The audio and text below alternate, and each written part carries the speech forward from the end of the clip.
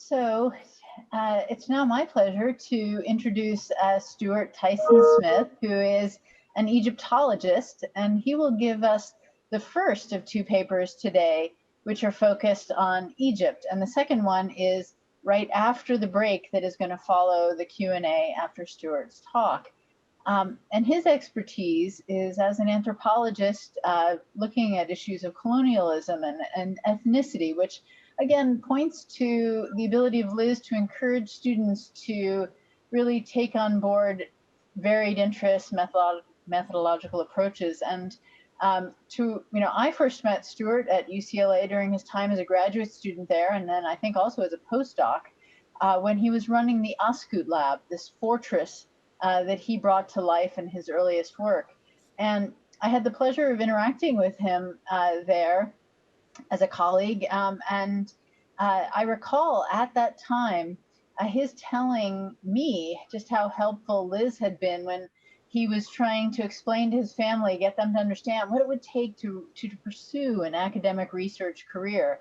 And I just want to reflect that, it's clear that his distinguished career understanding Nubia or Kush that he has pursued since then is certainly a reflection of his success in pursuing that, and also managing to fit in a little bit of consulting for Hollywood on the side. So please welcome Stuart Smith, who is now Professor of Anthropology and Director of the Institute for Social, Behavioral, and Economic Research at the University of California, Santa Barbara. Hey, thank you very much, Lynn. Let's see, let me get my PowerPoint going. There we go. Well, I want to begin by thanking Lynn and Vilka and the staff of the Kutsin for pulling all this together, and all my fellow Liz students for participating, and most especially Liz herself for being such a great mentor. And again, it's just a testament to her ability to mentor across and within different disciplines, and it certainly enriched my experience having her as an advisor. I'm also very grateful that she took me on. I'm also very grateful that she explained to Deneen what the trajectory of an academic career was, which ended up turning out pretty much exactly like we both envisioned it. So I appreciate that help. Deneen says hi, by the way, and congratulations on your retirement. Okay. So this unfortunate representation from National Geographic magazine of Kushite pharaoh Pianki's suppression of a rebellion in northern Egypt around 726 BCE reflects Egyptological and more popular perceptions of Nubia and Nubians as a periphery to civilized Egypt, interlopers in the broader Mediterranean world, and sort of inferior to their, in the shadow of ancient Egypt, their northern neighbors. And note here the contrast between the Egyptians and the Nubians, so the musculature, the pose, the costumes, which are rather anachronistic and don't really reflect what the reality would have been in Pianki's time. All of them playing off of modern notions of race and the idea of the Nubians as barbarians, as invaders, when in fact, at this point in time, Pianki and his predecessor, Kashta, had already been pharaohs of Egypt for many decades. These kind of representations and Egyptological attitudes towards Nubians are drawn from ancient Egyptian imagery. Oops, there we go. Ancient Egyptian imagery like this from Tutankhamun's painted box in the New Kingdom. Egyptologists, I've said, often are too easily convinced by ancient Egyptian propaganda. And so they see this, and again, with a kind of racial undertones in terms of modern perspectives, map that onto ancient contexts. So for Egyptologists, Nubia has historically been perceived as a kind of backwater. John Wilson, writing in the 1950s, reflects this attitude of Nubian inferiority when he describes this Kushite Dynasty, which ruled Egypt from about 747 to 756 BCE. And I quote, "The story of Pianki's conquest of Egypt is an extraordinarily interesting human document." So far, so good. Particularly in the contrast between this backwater Puritan and the effete and sophisticated Egyptians, not so good. He goes on to say, and I quote, "Thus Egypt fell under the nominal rule of an Ethiopian," by which he means Nubian, not modern Ethiopian, "from the despised provinces and under the effectual rule of a woman." The woman he refers to as the god's wife of Amun, Amenertus. So he manages to be in the statement both racist and sexist at the same time. But this reflects this notion of Nubian inferiority. And this was reinforced by Egyptological narratives in the earlier 20th century, which emphasized the portrayal of Nubia, again, I think drawn from a lot of these kind of documents, as a dominated periphery, dependent on Egypt for any degree of sophistication or civilization. Breasted sums up the Nubian dynasty, asserting that, and I quote, "Assyria was never dealing with a first-class power in her conquest of Egypt, when the unhappy Nile dwellers were without a strong ruler, and for such a ruler they looked in vain during the supremacy of the inglorious Ethiopians," again referring to Nubians, not modern Ethiopians. Withdrawing to Napata, the Ethiopians gave their attention to the development of Nubia. As the Egyptians resident in the country died out and were not replaced by others, the Egyptian gloss which the people had received began rapidly to disappear. The land relapsed into a semi-barbaric condition, which I think is pretty obviously racist, and maybe influenced by his friendship with George Andrew Reisner. Of course, both of them are towering figures in the field of Egyptology. Reisner in particular was very innovative in terms of his fieldwork and thorough technique and documentation of finds, but in fact, he was really, I can only say, a horrible racist. So for him, the early civilization of Kerma, kind of Egypt's rival in Africa, was an Egyptian colony that declined after racial mixing instead of a civilization in its own right that arose to challenge Egypt. And depictions like this one of Nubians from periods of Egyptian history surely served as an inspiration for the odd National Geographic illustration and these attitudes of Nubian inferiority. So for Reisner, everything good in Nubia came from Egypt, and this is an attitude that's not uncommon in Egyptology even today, although the curve is slowly bending away from this in recent, but over about the past decade, I would say. So when the New Kingdom Empire came, civilization arrived and the Nubians were civilized. When the New Kingdom Empire broke apart and the Egyptians, quote unquote, withdrew, there was a dark age and a relapse into old practices.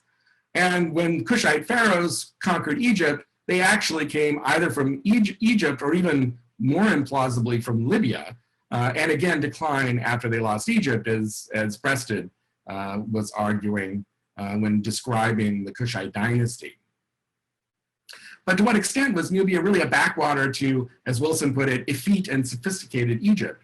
It's important to recognize that Tutankhamun's artisans had a specific purpose in mind, the creation of a negative ethnic stereotype that emphasized the inferiority and disorganization of the barbarians who surrounded the inner order. And the same applied, by the way, to folks from the Middle East as well. The other side of the box has representations of Canaanites being defeated and rolled over by Tutankhamun's chariot. This is masterfully rendered in microcosm on this box, with an Egyptian soldier confidently striding on the battlefield, surrounded by a chaotic array of dead and dying Nubians. Herodotus paints a similar picture of barbaric chaos with a description of the varied ethnic components of Xerxes' army, including Nubians clad in leopard skins, which National Geographic seems to have embraced with a great deal of gusto. In both ideologies, foreign enemies were used to represent the disorder that surrounded the civilized inner order. And what I'll be talking about are these periods and our excavations at Tombos after I get through with this introduction. Going a little bit for the New Kingdom, I'm going to focus on this so-called Nubian Dark Age and the Kushite Dynasty. And it's really quite remarkable that Tombos has continuity across all of these different phases.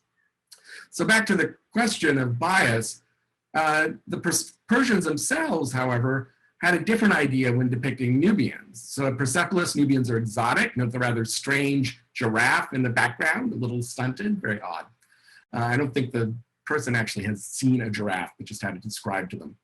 But instead, Nubians and other foreigners with their gifts represent the diversity of the empire, paying homage to the Persian king as an all-lord whose rule encompasses numerous people. So we don't have that negative sense that we get from Egyptian ideology. The iconography that surrounded the Persian king emphasized the notion of order from diversity by interweaving iconography from across the empire and drawing elements from the Iron Age international style, like the rosettes you see here, and I'll return to that with some of the objects we found at Tombos. Similarly, Nubians themselves, of course, represented themselves in ways that contradict the Egyptian ideology. Here you see Tutankhamun from his tomb at El Kuru. He's the last of the Nubian pharaohs. And initially you look at this and you think, well, oh yeah, sure, that's Egyptian. But he's wearing a very distinctive kind of cap crown with a double uraeus. He's wearing a distinctive kind of Amun ram amulet and a distinctive kind of fringe cloak, all of which indicate his a distinctively Nubian twist on ancient Egyptian iconography. Similarly, although the texts and combination of texts seem conventional in his tomb, Susan Dahl has done a great job teasing out the nuance of this, and really what the Nubians are doing, these Kushite rulers, are riffing off of ancient Egyptian themes. So they're updating the text, they're pushing theology in novel ways, they're creating a new kind of theology that is distinctively Nubian, drawn from Egypt, but adapted and transformed into something that's truly Nubian. So like all ethnic stereotypes, Egyptian and Persian artists, Herodotus and National Geographic magazine note the way that Taharqa and his soldiers are represented, again, kind of a throwback and real emphasis on the panther skin thing. Drew on contemporary cultural elements, including panther skins, the lithic tooth arrowheads, and so on, all of which are attested either in art or archaeologically. But this is consistent with the dynamics of ethnicity. Mutable and socially contingent, identity is a complex phenomenon involving various intersecting axes, including ethnicity, which plays out in different social contexts in different ways, and from the perspective of different players in different ways as well. But also gender, status, religion, and so on. Their expression is mutable and socially contingent in spite of the often essentializing way they are constructed. No single axis of identity is necessarily the most important. Instead, different aspects of identity become salient depending on the specific social context where an individual interacts with others. So what I'd like to do is pull away from the royal context and move to a more everyday context by looking at these dynamics archaeologically for the broader Kushite population through a careful contextualization of the material record at sites like Tombos. And I'll focus mainly in my discussion from now on with Tombos. In the past as in the present, individuals shape and are shaped by the material worlds that surrounds them in a complex interaction between people and objects, and also through cultural entanglements, choices to either accept, reject, adapt, or simply ignore material culture from other places. So Tombos was founded around 1450 BCE as an ancient Egyptian colony at the Third Cataract of the Nile. And you can see here from this map deep within the Egyptian Empire. One of our more recent discoveries at the site is of a massive fortified enclosure that covers an area of 246 by 238 meters, almost 6 hectares in size, and in fact is the largest Egyptian establishment during the New Kingdom in Nubia. We just found evidence of some buildings within the complex. The northern part of it's destroyed by the modern village of Tombos, but the trench remains and of a kind of dry moat fortification. And we've been lucky enough to find some signs of building. So we need to go back. In this case, we were assisted by a local archaeologist performing magnetometry for us, and as well as resistivity, which you see in the inset picture here. We had some success in identifying varied features. So it's going to be tricky, but we hope to find some really interesting results. And this also shows that level of continuity between the New Kingdom colony and then this post-colonial period that eventually accompanied the rise of the Kushite Dynasty. Most of our work, though, has been in the cemetery, which you see here. And I'd like to give a shout out to Professor Michel Bouzon of Purdue University, who started out as a graduate student at UCSB, and we now continue to collaborate together on this project and have for the past 20 years. It's really been a great experience. So initially we see kind of small pyramids, which were typical of the Egyptian elite. Seeing one's title here gives you a sense of the purpose of the colonial establishment, which was all about supplying tribute to Egypt. But we have high-level officials, pyramid tombs, more modest tombs as well. And again, it's remarkable that the site continues across that period of the so-called Nubian Dark Age. But somewhere towards the end of the New Kingdom, starting around the Ramesside period, we see the construction of Nubian-style tumuli. We've already seen in the older part of the cemetery cultural entanglements in the form of Nubian women buried in flexed position, a traditional Nubian style of burial. But here within the tumuli, we see mainly this kind of heavy cultural entanglement of mixing and interweaving Egyptian and Nubian features. So I'll talk about 4 different contexts specifically, perhaps a later pyramid complex, one of the tumuli in particular, and a little more broadly the general tumuli. I'll just mention very briefly the discovery of a horse burial, and then focus mainly on the burial of a Kushite soldier, which has produced some really amazing results that inform us about the nature of Kushite civilization. And so the Egyptian cemetery, we see typical Egyptian things, decorated coffins. That's one of the best pieces of coffin wood we have. An Egyptian heart scarab, a canopic jar indicating full-on mummification, and a piece of a skull with a copy of the Book of the Dead on it, and a truly bizarre thing, probably just an accident of preservation. The tumuli are a typically Nubian style of superstructure, and we see other Nubian features like the presence of beds and the use of blacktop pottery, but a mixture of Egyptian amulets, as you can see on top, Nubian style jewelry, red seashell and glazed quartz, but also unique items. Again, Nubians riffing off of Egyptian themes, a scarab without parallel with a design on it. Again, you look at it and you go, oh yeah, that looks sort of Egyptian, but in fact, it's not.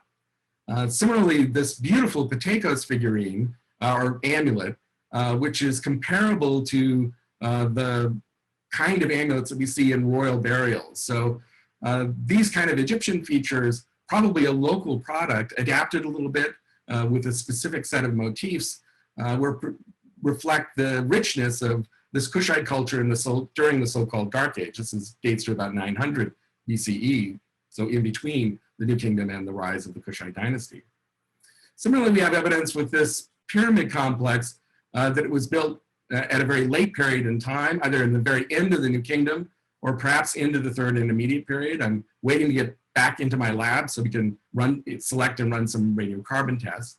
It also has a unique shaft, again, indicating that local people were playing and adapting different ideas and creating new kinds of monuments. Similarly, we have a horse burial, which is really quite extraordinary, with some iron tack, a very early date for iron. And this reflects a Kushite obsession with horses, but also the emphasis on and expertise of Nubians in raising and training horses. They were quite famed even in Syria for this. By the 25th dynasty, they were still creating these small pyramid complexes. And here we have an example of this, and you can see a reconstruction of what it might have looked like. And just to the left, we have the burial of our soldier. These kind of steep-sided pyramids were most likely the explanation for, or inspiration for, later Kushite pyramids, not so much the pyramids from Egypt. And it's important to remember, by this time, many of these features had really become Kushite, I think, including these monumental pyramids. So I'm going to talk, for the rest of it, I'll just give you a quick run through some of the more interesting finds from the tomb of a soldier, which you can see down here. The tomb was originally a vaulted chamber broken into by looters, which then collapsed on top of most of the burial, sealing its contents. Just the torso and whatever he was wearing around his neck was missing. You'll have to trust me a little bit because the organic materials are badly decayed, but we have a body mummified in a mummiform coffin in Egyptian style, but placed on a bed in Nubian style with a scarab of Shabaka, so about 700 BCE. Other Nubian features include blacktop style pottery, but thrown on a wheel in Egyptian technology, and iron weaponry along with lithic tipped arrowheads. So a combination of local and the kind of the latest technology and local traditions. Just like the other jewelry I showed you, so you see a mix of Nubian and Egyptian things, a variety of amulets, including a lot of emphasis on Amun-Re, the chief god, both in Egypt and in Nubia, but also black and white beads, suggesting a kind of Nubian sensibility and a selectiveness to the different deities represented. An elaborate bronze scarab with only one similar example from another cemetery in Nubia at a place called Sanam, just to the south, and an elaborated cryptographic inscription, which was very popular in the Mediterranean world and Egypt around this period of time. So a very sophisticated individual. He also had a series of copper alloy bowls with a kind of cattle theme to it. So a series of bowls wrapping around the inside of this bowl, hard to photograph, but really fascinating and reflecting a distinct predisposition for cattle imagery, something that makes sense in a Nubian context. Here from the Royal Cemetery is a faience bowl with a bull in a similar kind of position from a queen's tomb. And then from the international style, this kind of bull is really quite a common motif. And in fact, it is possible that these copper alloy bowls were in fact imported from the Levant. Here you see another one, not a bull this time, but a cow wearing a garland around the neck with a lotus blossom. Again, remarkable, really impressive. And you can't really see it in this photograph, but there's a rosette in the bottom, and there are two rows of these cows running around in circles. Probably the most dramatic thing, though, is this wooden box. And here we have a number of different cow motifs. And here I have to give a shout out to Liz again. She put me in touch with the UCLA Getty Conservation Program, and they gave me a recommendation for a conservator, Elizabeth Drolet, who's just done a brilliant job trying to tease out the details of this box. It's really an astonishing piece of art, and I'll just give you a little bit of help here. So we have a cow licking a calf and a stork with a papyrus swamp in the background and lotus blossoms across the bottom. Here's a de-stretched image that might give you a little bit more clarity of the different motifs on it. But this is a motif that's common in the international style from the Assyrian Palace of Nimrud. You can see these famous ivory representations. Another side of the box had a different motif of the infant Horus rising from a lotus with a cow and a calf on either side, the infant Horus reaching out and patting the calf's head. And here again, you see a photograph taken with special light that picks out Egyptian blue. So all the bright white there is Egyptian blue, which is a costly thing. So this is really quite an amazing work of art. This motif also appears in the international style, but not with the cows. So that seems to be a specific innovation of the artist who made this.